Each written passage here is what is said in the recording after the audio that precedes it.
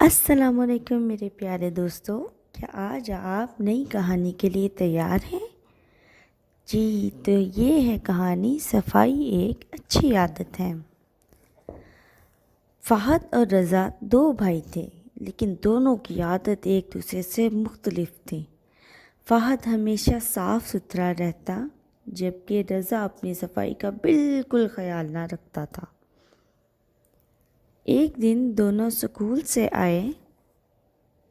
فہد نے امی کو سلام کیا اور یونیفارم تبدیل کیا اور منہ ہاتھ دھو کر کھانا کھانے لگا، جبکہ رضا بغیر ہاتھ دھوئے کھانا کھانے لگا۔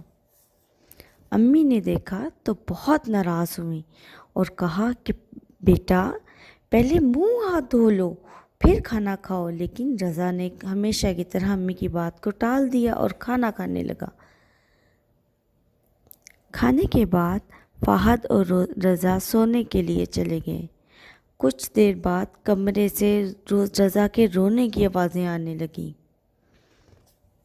امی نے جلدی سے جا کر دیکھا تو رضا زمین پر لیٹا رو رہا تھا۔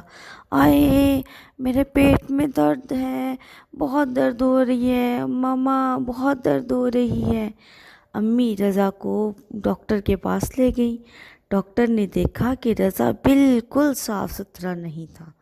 ڈاکٹر نے امی سے پوچھا، رضا نے دوپہر میں کیا کھایا تھا؟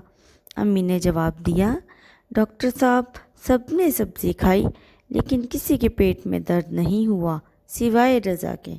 ڈاکٹر نے رضا سے پوچھا، آپ اپنی صفائی کا خیال کیوں نہیں رکھتے؟ اگر ہم صاف ستھرا نہیں رہیں گے تو جراثیم ہم پر حملہ کر دیں گے اور ہم بیمار ہو جائیں گے۔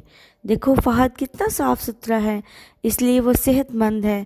رضا کو ڈاکٹر کی باتیں سن کر بہت شرمندگی ہوئی اور اس نے وعدہ کیا کہ وہ بھی آئندہ صاف ستھرا رہے گا۔